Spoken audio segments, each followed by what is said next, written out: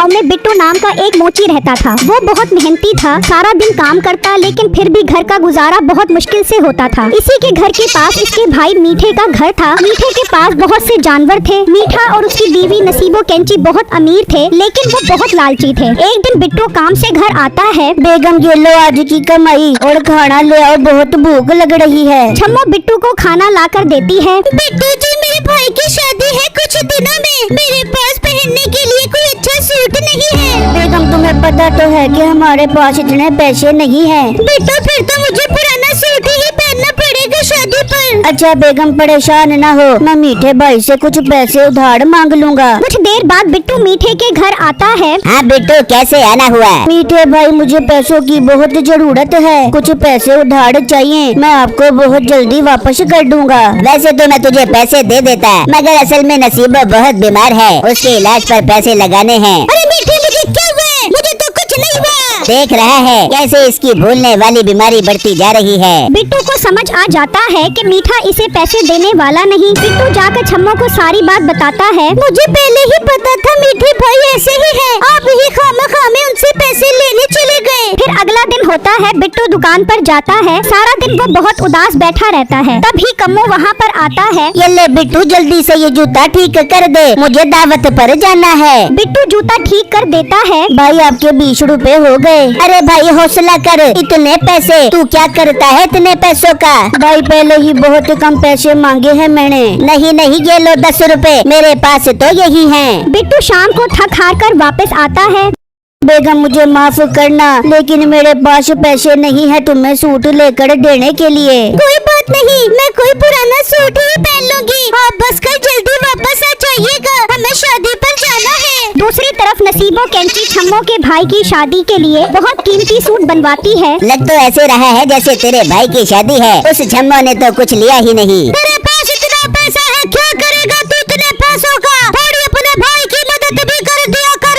अरे बेगम अपनी माँ को समझा, मुझे ऐसी बातें सुनना पसंद नहीं है। अगले दिन बिट्टू दुकान पर जाता है। बिट्टू दुकान पर बैठा होता है। उसके पास एक बाबा जी आते हैं। बेटा ये मैंने जूता ठीक करवाना है। जी बाबा जी हो जाएगा, 20 रुपए लगेंगे। ठीक है फिर तुम इसको ठीक करो, मैं कुछ देर बाद आकर ले जाऊंगा, जल्दी करना मुझे आज ही जरूरत है। सुबह से शाम हो जाती है, लेकिन वो बाबा जी वो जूता लेने नहीं आते। अब तो दुकान बंद होने का वक्त आ गया है, एक काम करता हूँ इस जूते को घर ले जाता हूँ, हो सकता है वो बाबा जी घर आकर ले जाएं। बिट्टू वो जूता लेकर घर आ जाता है। मैंने आपसे कहा था ना कि जल्दी आइएगा, हम लेट हो गए हैं। फिक्र ना करो, अभी वक्त है, मैं बस तैयार हो लूँ। बिट्टू तैयार हो जाता है, लेकिन उसका जूता टूटा हुआ होता है। ओहो मेरा जूता तो टूटा हुआ है, अब मैं क्या पहनूंगा? आप दुकान से आते हुए जूता लेकर आए थे, वो ही पहन ले। नहीं नहीं मैं ऐसे किसी का जूता नहीं पहन सकता। आप कल उन्हें बता दीजिएगा, मुझे यकीन है वो इस बात पर गुस्सा नहीं करेंगे। बिट्टू पहले तो मना करता है, लेकिन फिर मान जाता है और वो जूता पहन लेता है। इतनी ही देर में बिट्टू का दोस्त कालू वहाँ पर आता है। यार कहाँ जा रहे हो? हम छम्मो के भाई की शादी पर जा रहे हैं। यार ये मेरी मुर्गियों ने अंडे दिए थे,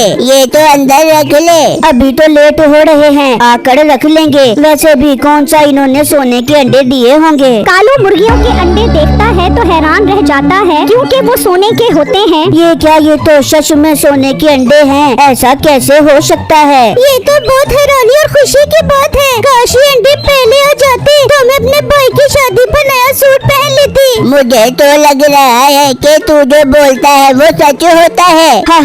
रहने दे। अच्छा अब हम लेट हो रहे हैं, हम चलते हैं। किस पर जा रहे हो तुम लोग? पैदल जा रहे हैं, और कोई घोड़ा बाहर हमारे लिए तो नहीं खड़ा। बाहर से घोड़ों की आवाजें आने लगती हैं। वो जाकर देखते हैं तो वहाँ सच में घोड़ा गाड़ी खड़ी होती है। मुझे तो अब पूरा यकीन हो गया है कि जो तू बोलता है वो सच हो जाता है। अच्छा ऐसी बात है तो मेरे सामने कीमती सूट आ जाए। उसके सामने सच में बहुत कीमती सूट आ जाते हैं। छम्मो बहुत खुश होती है। बिट्टू जी सोने का हार भी मंगवा लो। बिट्टू सोने का हार मांगता है तो वो भी आ जाता है। बिट्टू और छम्मो बहुत खुश होते हैं। छम्मो वो कीमती सूट और हार पहनकर शादी पर जाती है। वाह मेरी बेटी कितनी प्यारी लग रही है। हाँ वैसे छम्मो तुम तो कमाल लग रही हो, इतना कीमती जोड़ा, कितना प्यारा और कीमती सोने का हार पहना हुआ है। इतनी ही देर में वहाँ नसीबो और मीठा भी आ जाते हैं। नसीबो छम्मो को देखकर बहुत हैरान होती है, जबकि मीठा बिट्टू के जूते हैरान खड़ा देख रहा होता है। छम्मो, ये सूट और सोने का हार तूने किससे मांगा है? नहीं नहीं नसीबो बाजी, ये मेरा अपना है। पूरी शादी में नसीबो हैरान और परेशान रहती है। शादी के बाद वो घर आ जाते हैं। मीठे, आज तो छम्मो ने सोने का हार पहना हुआ था।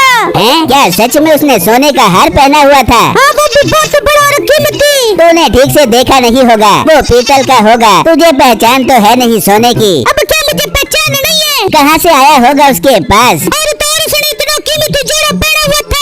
हाँ, मैंने बिट्टू को देखा था, वो भी बहुत शानदार चप्पल पहन के आया हुआ था। दूसरी तरफ कालू बहुत हैरान घूम रहा होता है। अरे कालू, इतना बुखलाया बुखलाया कहाँ जा रहा है? कोई परेशानी है तो मुझे बता।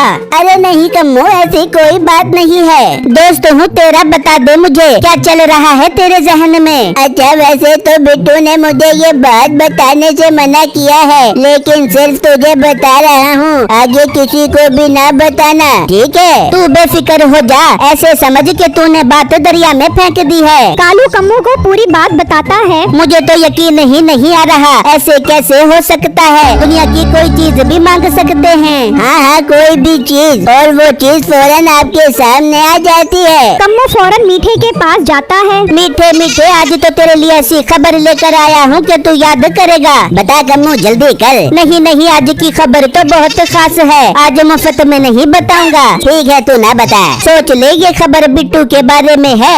बता क्या चाहिए, जल्दी कर। बस 500 रुपए। तोबा है भाई। अच्छा ले 500 रुपए, अब जल्दी बता। कम्मू मीठे को पूरी बात बताता है। ऐसा कैसे हो सकता है? मैं कैसे यकीन कर लूं? तूने आज बिट्टू के पाँव में वो शानदार जूता नहीं देखा था क्या? हाँ, वैसे देखा तो था। मीठा बहुत हैरान होता है और सारा दिन सोचता रहता है कि अब कैसे वो जूता बिट्टू से लिया जाए। मुझे नसीबों की मदद लेनी पड़ेगी। उफ, अरे भाई, क्या मुश्किल वक्त आ गया है मुझ पर। मीठा नसीबों के पास आता है। बेगम, मेरे पास तेरे लिए कैसी खबर है कि तू सुनकर चौंक जाएगी। मुझे पता है तेरी खबरों का। अभी फिर से तेरे बकरों ने कोई नया करतब करके दिखा दिया बेकार। अरे नहीं नहीं, तू सोच रही थी ना कि छम्मो के पास वो सोने का हार कहाँ से आया? मुझे पता लग गया है। हाँ, तो जल्दी कर, फिर बताना। मीठा नसीबों कैंची को पूरी बात बताता है। बस कर दे मीठे, खुद से कहानियां बनाना बंद कर दे। ये कोई फिल्म नहीं चल रही कि जो बोलोगे वो सच हो जाएगा।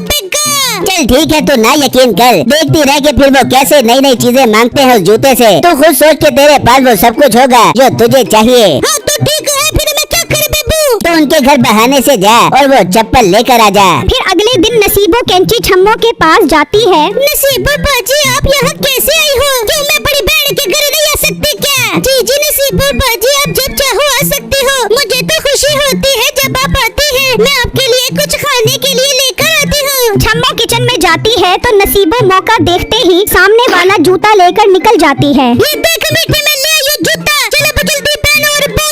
मीठा वो जूता पहन लेता है। मेरे सामने कीमती जवाहरात आ जाएं। मीठे के सामने कुछ नहीं आता। कुछ और मांग के देख मीठे, मेरे सामने बहुत सारे मजेदार खाने आ जाएं। इस दफा कुछ नहीं होता। मीठा सोचता है कि वो कम्मू से पूछ के आता है कि आगे क्या करना है। मीठा कम्मू के पास जा रहा होता है कि रास्ते में उसे बिट्टू नजर आता है। मीठा बिट्टू के पाँव में देखता है तो उसने शानदार जूता पहना होता है। अगर ये जूता बिट्टू ने पहना हुआ है तो मैंने क्या पहना है? मीठा अपने पाँव की तरफ देखता है तो उसे एहसास होता है कि उसने बिट्टू का पुराना टूटा हुआ जूता पहना हुआ है। मीठा घर आ जाता है। मेरी बेगम तो इतनी समझदार क्यों है? बस मैं बचपन से इतनी समझदार हूँ, बार बार न कहकर मुझे शर्म आती है। तुझे पता है तो कौन सा जूता उठाकर लाई है? ये बिट्टू का टूटा हुआ पुराना जूता है। हाँ, तो गलती तो सबसे हो जाती है। अब मैं तेरी मदद नहीं कर पाऊंगी। ठीक है, मर्जी है तेरी। तू चाहती ही नहीं है अपनी मनपसंद चीजें लेना। तुझे अंदाजा भी है तो उस चप्पल से दुनिया की कोई भी चीज मांग सकती है। अच्छा, मैं जा रही हूँ दोबारा, और वापस कर ये जूते।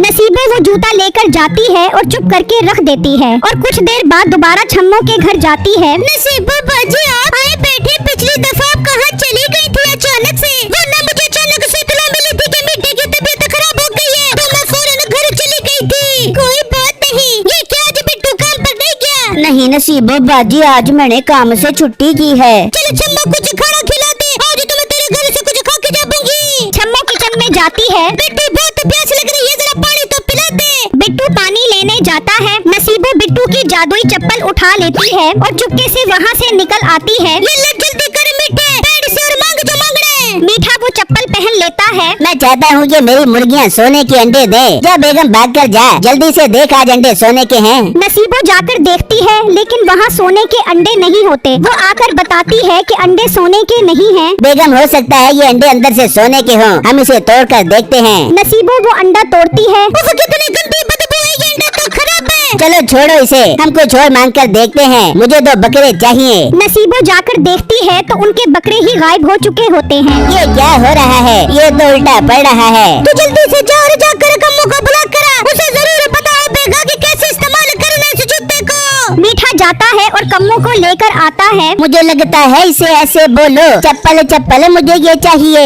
हाँ ऐसा करके देखते हैं। चप्पल चप्पल मेरी मुर्गियों को सोने का बना दे। वो देखते हैं कि मुर्गियाँ मर गई होती हैं। ये क्या क्या मीठे, तेरी मुर्गी तो मर गई। चप्पल चप्पल मेरा घर सोने का बना दे। मीठे की चप्पल उसके पाँव से निकलकर उसे मारने लग जाती है। वो उसे मारते मारते गांव के चौक पर ले आती है। चौक पर बहुत लोग इकट्ठे हो जाते हैं। ये क्या हो रहा है, ये चप्पल मीठे को क्यों मार रही है? कम्मो तुझे तो पता होगा, बता ये चप्पल मीठे को क्यों मार रही है? मुझे कुछ नहीं पता कालू। ये सब बिट्टू और छम्मो भी देख रहे होते हैं। वो पहचान लेते हैं कि ये वही जादुई चप्पल है। इतनी ही देर में वो बाबा जी जिनकी ये चप्पल थी वहाँ पर आ जाते हैं। रुक जा चप्पल, इसको इसकी सजा मिल गई है। तो चप्पल मारना बंद कर देती है। गाँव वालों ये एक जादुई चप्पल थी जो मेहनती और ईमानदार लोगों की मदद करती है और लालची लोगों के साथ बुरा सलूक करती है। मैंने ये चप्पल इसलिए बिट्टू को एक दिन के लिए दी थी क्योंकि बिट्टू बहुत मेहनती और ईमानदार है। हाँ सच बात है, बिट्टू एक ईमानदार और मेहनती लड़का है। अब से हम सब बिट्टू से ही अपने जूते मरम्मत करवाया करेंगे।